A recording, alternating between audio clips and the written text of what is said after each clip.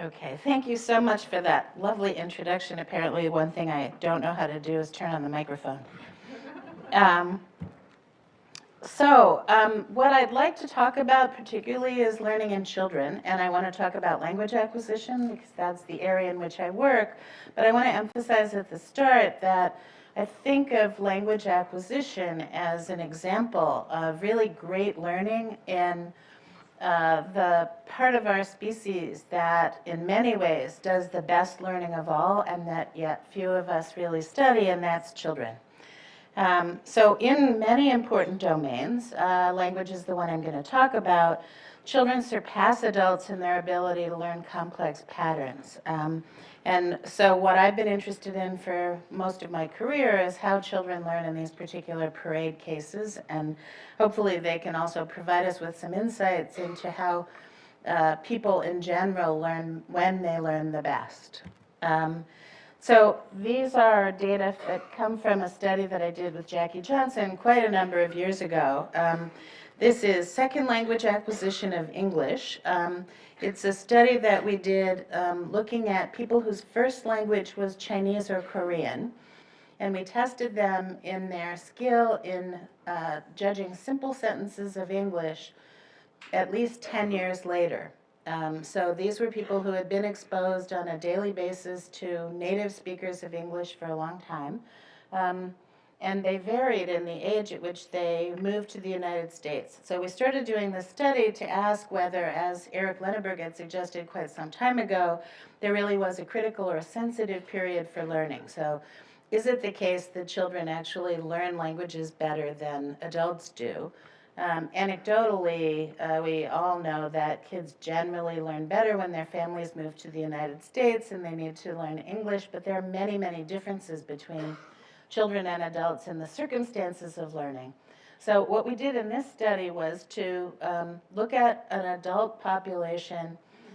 We selected people whose characteristics of immersion and exposure to English were really pretty matched across all of the people that we studied, but who varied in the age at which their families happened to move to the United States, and they lived in the United States, went to school in the United States, grew up in a school environment, and were exposed to English on an everyday basis from the time their families moved until we tested them approximately 10 years later.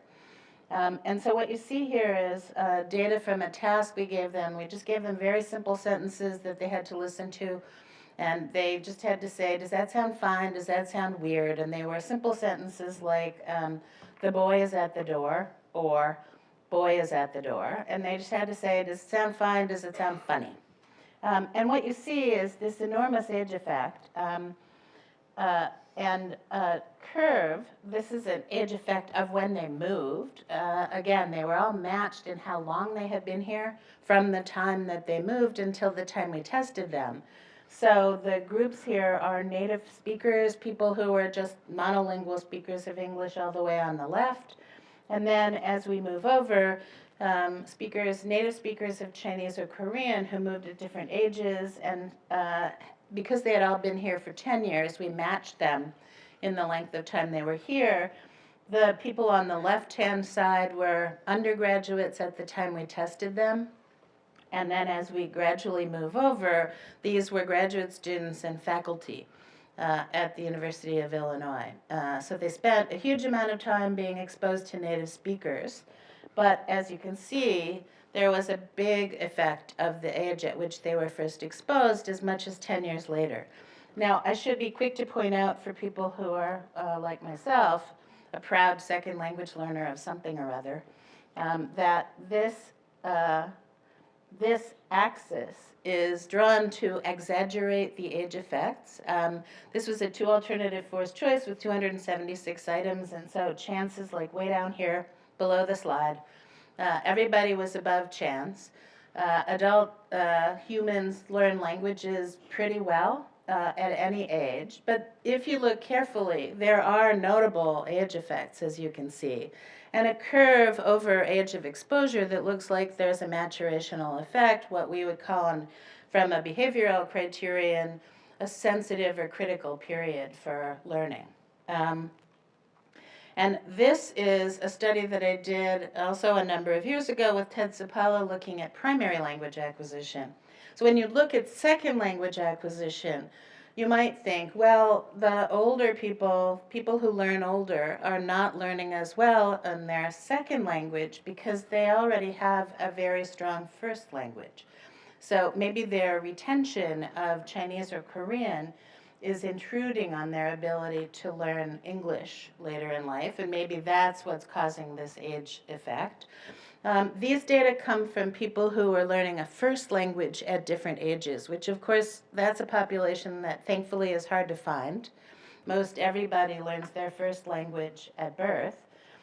This is a sample of people who are deaf from birth and whose primary language is American Sign Language. And they were exposed to American Sign Language at different ages due to the happenstance of when deaf people in America get exposed to American Sign Language. So these guys that we studied in this study all had grown up and lived in the dormitories at the Pennsylvania School for the Deaf.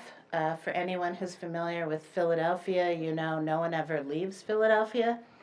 So you can do a study. This one was done 50 to 70 years later.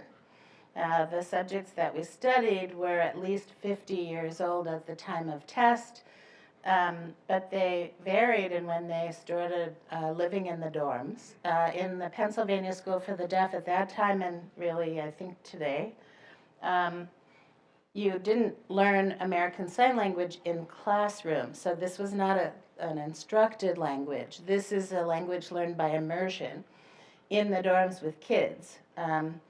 So at this time in the Pennsylvania School for the Deaf, everybody was required to be oral in the classroom, but people didn't, those who are congenitally and profoundly deaf don't learn so much oral skill. And everybody learns to sign from other kids in the dorm. And so this is the language of the dormitory. This is the language that most deaf people who are profoundly and congenitally deaf grow up to use proficiently for the rest of their lives. And the people that we studied in the native group had deaf parents, and so they learned to sign when they were born. The early group learned to sign at age 4 to 6 when they first started school and lived in the dorm with the kids who were already native signers. And the late learners learned to sign at age 12 when they first started school, and before that they didn't go to school. And then we tested them 50 years later on a number of complex structures. As you can see, it doesn't really matter what structure you look at, so I won't bother to tell you what these all were. The point is that the complex structures of the language all show much higher proficiency by the native speakers, and then declining proficiency 50 to 70 years later by people who were exposed to those structures first at different ages in childhood. So again, this suggested that children learn better than adults and children learn differently than adults, and that there are really, really long-term effects of the age at which people are first learning, even their primary language, where there's no interference from another language. But what we became especially interested in after this was another phenomenon, which is the people who are in the native group, who learn to sign from their deaf parents, are actually very often learning from parents who are in the late learning group. So a little fact about the demographics of deafness in America and in most other countries. Only 5 to 10% of deaf children have deaf parents. Most deaf children are born into hearing families. So the native group here were 10 people who did have deaf parents, so they're in that small 5%, but their parents did not have deaf parents. And that's very common because deafness is most genetic deafness is recessive. You don't find generation after generation of deaf people very often. You'll find hearing grandparents, deaf parents, sometimes deaf children. And so the people who are in this group were learning to sign from parents who were in this group. Now, what's the significance of that? The people in this late learning group are making lots of inconsistent errors.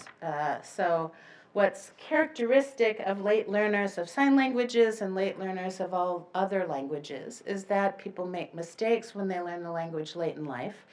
And in this case, the mistakes that people make were inconsistent. So the people who are late learners are getting maybe 70-75% of the time the right complex constructions in obligatory context, but the other part of the time they're making a variety of substitutions. And that's what these kids are being exposed to as a model. So I want to elaborate on that a little bit more, but I want to make a more general point here. That's what I want to show you the data for. What we found in pursuing this phenomenon is in support of a notion that's been around for a really long time in linguistics, which is that children may be a really important factor in shaping and changing languages. So people have suggested, I'm going to talk about this again in a minute, when exposed to reduced or inconsistent input, children may make languages more regular and more complicated. And this is believed to happen in the formation of young languages, spoken languages around the world, as well as sign languages. It can, we think, also be observed in individual children who are acquiring language from inconsistent input. And so that's what I want to focus on for a moment. The kid whose parents are not perfect, whose parents are late learners, how do they do in learning the language early in life, but from parents who are not using the language perfectly? So again, this is the same figure I showed you before. We're talking about kids who are in this group by their age, but their parents are in this group. And this is an example of a study that I did with Jenny Singleton looking at a child, Simon. So this red bar is Simon at age 9. We studied Simon from the time he was 2 until he was 9. And what was interesting about Simon is that Simon is the kind of child I just described. He was born deaf. He learned American Sign Language at home from his parents. And his parents, mom and dad in the green, were late learners. So his parents were also deaf. They were exposed to American Sign Language at 15 and 16 for the first time. That became their primary language. They used it with each other. It was the family language, but mom and dad, as late learners, make a lot of grammatical errors in their use of ASL. And Simon, interestingly, learned the language exclusively, as far as we know, from mom and dad. So you could also find this situation with kids whose families moved to the United States who are hearing, and the parents might be non-native speakers of English but start speaking English when they get here, and the child may become better than their family. But in the case of spoken languages, we don't know whether the child learned the language from listening to television or going to school with all the other zillion kids who may be native speakers of English. In the deaf community, you can find the comparable situation, and we actually studied who Simon learned from, but you can be pretty sure that their child had no other source of information about the language. So Simon went to school where there were no native signers. As I already said, native signers are pretty rare, so it's usually the case that deaf kids who have deaf parents don't know anybody else who does. And there were no native signers in his school. The teachers were late learners, hearing people who didn't sign American Sign Language. They signed an artificial language called Signed English, which doesn't have this particular kind of structure that we were looking at. So Simon really learned the language from these guys.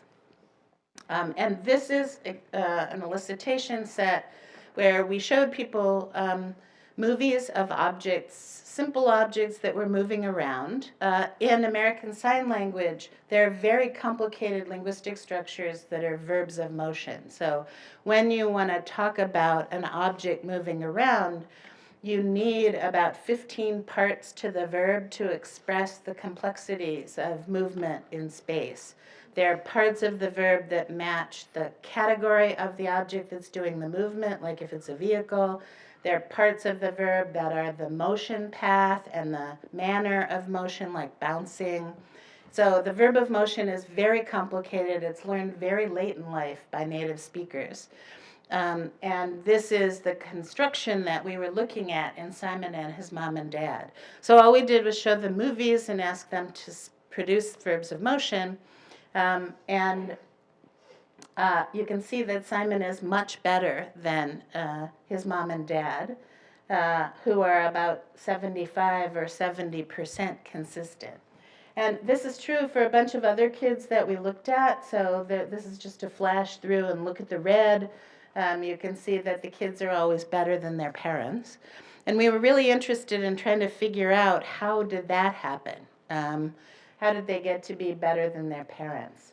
So, again, going back to the linguistics literature, there is a literature that suggests that there are universal patterns that appear in languages of the world and that kids may be the instrument of change in both historical change and in what's called creolization, or the forming of young languages from an inconsistent community. That suggests that children and their learning are part of what shapes languages as they go. And we thought perhaps this was going on in the Simon case. There are hypotheses in the literature that say, this is from Derek Bickerton, well, if kids get inconsistent input, the way they get to be really good at a language or change a language is just to ignore the input, and they look at their innate knowledge of what languages should be like. That's not what we thought was going on, and so here's our hypothesis about what was going on with kids like Simon. What we thought was, well, really good learning is not actually always veridical. You don't always have learning of exactly what you get presented with. That's not necessarily what the best learners do. Best learners often take highly variable and inconsistent input and form good generalizations about some pocket of regular information that's lying within. So what we suggested is that highly variable input, like kids get when their parents are late learners of a language, may provoke regularization. It may be the kind of thing that's actually a stimulus for generalizing and not learning exactly what's in the input. And it can also move languages toward typologically common tendencies, and I'm going to tell you in a minute what that means. And especially that children do this more than adults, that children are best learners, systematically making languages more systematic when the language that they get exposed to is really inconsistent and variable. So let me show you how this works, what we mean. We started by trying to bring this into the laboratory. And so we started doing some miniature language experiments, following up on the studies of natural languages, making up little languages that people could learn in a matter of days, but that have properties like the phenomena that we were interested in. So we did these studies with children who were 5 and 6, adult undergraduates, and then we made little miniature languages. The language that I'm going to tell you about is a verb, subject, object language. English is subject, verb, object, like John hit Mary. We made these languages different from English just so they would be something hard to learn and more like a challenge for a real language learning experience. We exposed people for 5 to 8 sessions to these languages in the lab. And then at the end, they would speak the languages, and we would score how they spoke and see whether we could bring the same phenomenon that I talked about into the lab and understand a little bit more about how it works. So all of the language was perfectly consistent and easy to learn for everybody, except one thing. Verb, subject, object languages have a noun that is followed often by a little word called a determiner like the or a. In English, the word like the or a occurs before the noun, so you get things like the boy. In verb, subject, object languages, it's often the case that the determiner follows the noun, so you get something like boy the. So this language had little words that were like determiners. They're ka and po, so you're going to see all these data on ka and po. But that was the one part of the language that we played with, where we made it inconsistent, like a parent might produce to a child when they were making a certain number of errors. And then we could look selectively at what happens to the learning of and the production of ka and po. So we made ka and po in most of the studies that I'm going to talk about. It was ka 67% of the time, po 33% of the time, completely inconsistently. No pattern, except ka occurred 67% of the time and po occurred 33% of the time. So we did this study first with adults, and this actually was not just the 67. The input line here, the dotted line here, is 4 different conditions where we put adults where ka was 45% of the time, or 60% of the time, or 75% of the time, or 100% of the time. And we did this initially with adults because we didn't think necessarily it was really kids who were getting better than their input. We thought, well, maybe everyone, when a form is probabilistic, will make it more regular and consistent. So we thought, okay, when you get to maybe 75% ka, everyone will speak ka 100% of the time. But as you can see here, actually adults completely nail the statistics of what you give them. Adults actually do, in this case, learn veridically. This is not what the kids do. The kids that I showed you are more consistent than the input that we gave them. So we started doing this study with kids, and this is how we do it. This is Flugit po, kleidum ka. So glim means headbutt. It's verb first language, and then they get kleidum ka, etc. So they get a ka and a po. Let me play that again if I can. Glim flugit po, kleidum ka. So it was po first and then ka. So they just vary probabilistically. And then after seeing these movies and speaking these sentences for 5 days, then at the end they get novel movies and they have to speak. Glim. So you all knew that was Glim, right? But the kids have never seen the lion Glim the bee before. Glim. Glim. Maka. Pulgika. So she has done ka, ka, then she does a little pen that we didn't teach her. This is, again, data from adults, and so you can see once again, this is now, ka is 67% of the time, po is 33, but those numbers are not the input. Those numbers are what the adults actually produce. So remarkably, they produce exactly what you give them. Of course, it's not always that perfect, but generally adults are matching the inconsistencies. They're reproducing the inconsistencies that we give them. Now, moving those data over to the side, we now look at what the kids do, and the kids in these experiments go 90% for ka. They are doing exactly what Simon did in the natural data. They are acquiring the more consistent form and not the error. So they're making the language more regular and more systematic.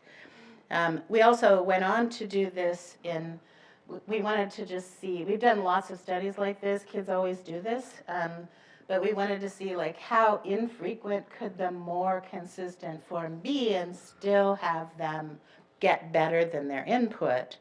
And so this is a study in which we gave them ka 40% of the time, po 20% of the time, and then the rest was all scattered among a bunch of other forms, l, e, etc. And adults, again, nail it. They do exactly what you give them. But here's what the kids do. Even when ka is only 40% of the time, they go up to practically 80. So during learning, kids show this very strong tendency to regularize, to sharpen and regularize the dominant form. And so that seems to be one way in which kids differ from adults and change languages that are very inconsistent as they learn in this rather different way. We also went on then to ask, how do languages take on particular types of structural regularity? So do they always just go for the more dominant form, or do they also have biases about certain kinds of patterns in languages that they are more strongly tend to learn? And so Jenny Culbertson, who worked with Paul Smolensky and Geraldine Legendre here at Hopkins, did her dissertation with them using the same inconsistency paradigm that we had used, but looking at a tendency that's characteristic of languages of the world. So this is from Jenny. This is actually a universal described in 1963 by Joseph Greenberg, who went around collecting data on languages of the world, trying to figure out what their common patterns were. And this one is he published this famous list of universals. So of course, everyone loves lists. It's really fabulous goldmine of generalizations about languages of the world. This is universal 18. If a language has prenominal adjectives, that is, if the adjectives come before the noun, it'll also have numerals coming before the noun. And if the language has adjectives coming after the noun, it'll have numerals coming after the noun. And what you see in the light purple is all the languages of the world that observe this universal. So this is a very common tendency in languages. It's not perfect, so that's the dark purple. But languages very frequently tend to have their words in consistent orders across different kinds of structures. And so what Culbertson, Smolensky, and Legendre did was to look at what would happen if you violated these tendencies in an experiment. So this is just the frequency of those patterns in languages. But here's what they did. It's like the little puppets that I showed you. They have this odd-looking alien who describes nonsense objects that vary in texture and number. And the alien exposes the subjects to one of 5 different languages, and I want to emphasize the harmonic versus non-harmonic languages. The harmonic languages are the ones that have their adjectives and their number words in the same place. So the adjectives before the noun, the number before the noun, or the adjectives after the noun, the number after the noun. The non-harmonic languages are ones that violate the Greenberg pattern, that are inconsistent in where they put their modifiers and their numerals. And each of these languages in their experiment did 70% of the sentences in the dominant direction and 30% in the opposite direction. So the languages varied and the positions of the numerals and the adjectives varied. So here's what they found. The only thing you need to attend to really is that the green bars are the ones that Greenberg liked. The green bars are the ones that have the consistent patterns that Greenberg described as common in languages of the world.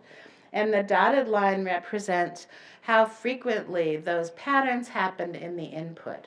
And what you can see is that these in these cases, adults made the language a bit more like Greenberg. So they made the languages somewhat more consistent. What Jenny and I did, Jenny came to where I was and did a postdoc with me, and together we did the same experiment with children. And so we ran the same exact experiment with 6 to 9-year-old kids. And here's what happens with kids. This is actually coding a slightly different variable. This is the percent of subjects following what's their favorite order, and how many of the kids followed which of the 4 orders.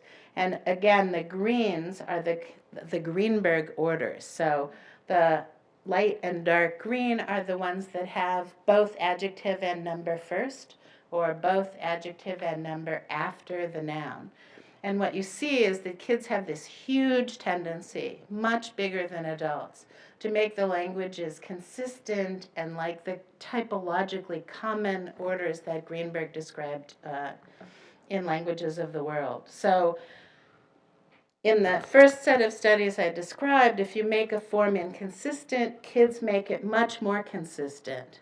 In this set of studies, if you make a language have variable word order, kids much more than adults will make the language in line with a consistent word order. So they actually change the word order of the language to be more consistent and more regular.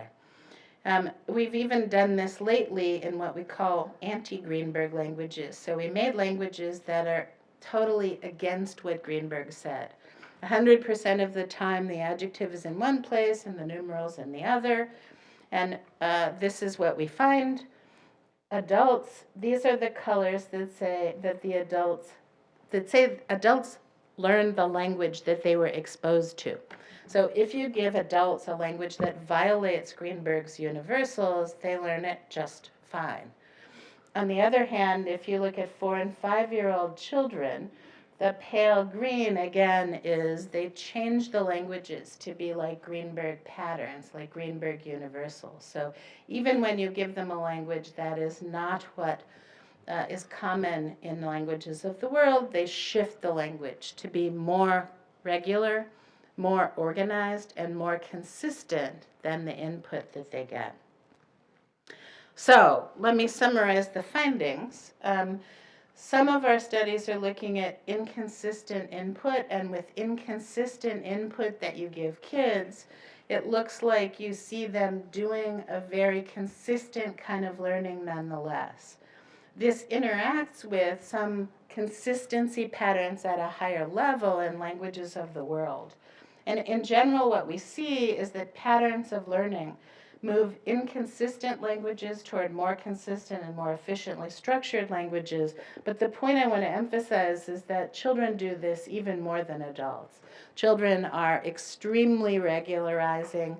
When you give them something of a pattern, even a little nugget of a pattern, they will make it more systematic and more regular. And in cases where languages are actually inconsistent, they will change the language permanently as a function of their learning.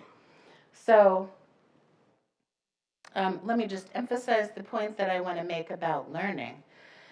Of course, lots of times what we care about is that good learning means learning the patterns that you give people.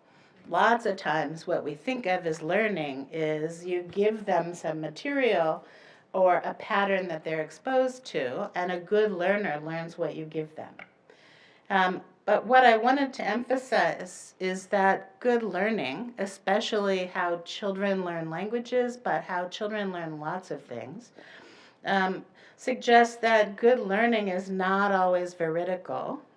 Good learning is biased. So what we are best at learning, we always show certain biases about learning. The things we find easiest to learn are the things we are best going to find the best patterns at, and learners are especially biased in certain ways. In language acquisition, you can see that certain types of patterns are favored by learners, and that tells us what patterns we should be giving them and what patterns they are going to find easiest to learn. The other thing I want to emphasize is that children are sometimes quite different learners than adults. So we find now that we have to do all the studies that we do in the lab with children. Whatever we see in adults isn't necessarily what we're going to see in children, and children are really, in this case, the best learners. So they're the ones we learn from the most. And in particular, the shifts during learning that we see in kids may be the processes by which language structures emerge and change. Thank you.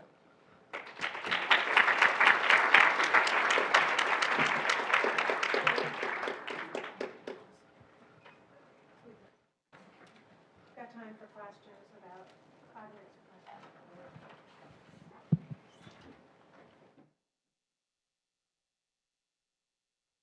Thank you very much for a very wonderful talk. I have a question about children whose parents are speaking different language. That means the mother is speaking some language and the father is speaking something else. What happens to these children, and what would be the best suggestions for the parents? And I have one follow-up question. Most of the talk was based on languages, that the children learn languages much better than adults. How about other things? How about mathematics? How about music, science, something like that? Thank you. Yeah, so let me answer the second part first, if that's okay. They're in developmental psychology, developmental cognitive science, developmental neuroscience these days. There are lots of areas in which younger is better. So I talked at the beginning about what's called a critical or sensitive period for learning. And there are lots of arenas in which there are critical or sensitive periods early in life where we're much better at learning than later. And so what I was suggesting is that language is one of those arenas. But some things we're obviously better at learning later, like we're not so good at learning calculus when we're babies. Taking a class is always a good thing. So I think in my field we think about at least two, I mean maybe more, but at least two different kinds of learning. Explicit learning, the kind of things that require conscious study and training and problem solving, clearly we're better at when we're adults. But there are lots of kinds of learning that are done implicitly without conscious awareness that involve certain pattern learning that we tend to be much better at when we're kids. So mathematics, there are different parts of mathematics. There's a lot of literature from other people's labs that suggests that kids have very striking number abilities that are approximate number abilities. There are several people here who work on that explicitly. And the kids are very good at the sort of underlying fundamentals of number that may contribute to the learning of the other part of mathematics, the part we usually think about, which is the conscious, learning how to do higher level math. So even within a field like mathematics, I think we tend to think about different aspects of the skills, some which we're better at young, and others which we're better at with a different kind of learning style and later. The other part of your question, what do you do when you have lots of languages and what happens? Kids are very good at becoming multilingual. They're not so good at that in the United States. So I think it's an interesting issue. Most of the world is multilingual. The United States is a very monolingual country. Even though we have lots of other cultures and languages, many of the people in the population are monolingual, and we tend to think being monolingual is better. There's actually lots of evidence that being bilingual and multilingual is better for you cognitively. And kids are certainly very capable of learning more than one language at a time. There's some suggestion in the bilingual literature that it's easier for kids to master multiple languages if there are clear signals as to which language is which. So like who speak, one person speak one language and another person speak another, or switching languages in identifiable contexts. But the evidence for that isn't entirely clear. We can take one more question. Thanks. That was really interesting. I was wondering, can you hear me?